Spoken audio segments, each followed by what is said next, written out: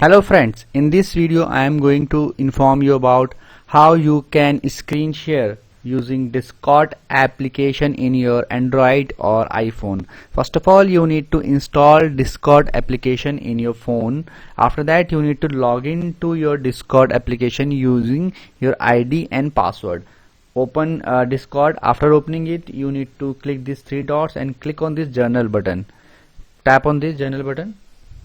After that, click on join voice. Now you have joined the voice. At the bottom you can see this line. Just scroll it up like this and click on this screen share button. Click on start now. Now you can see you are sharing your screen, right? So you can share your screen, you can share anything on your screen with your Discord users. So whenever you want to stop it, you can just click on stop sharing and done.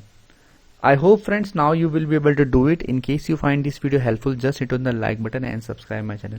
Bye bye friends, take care.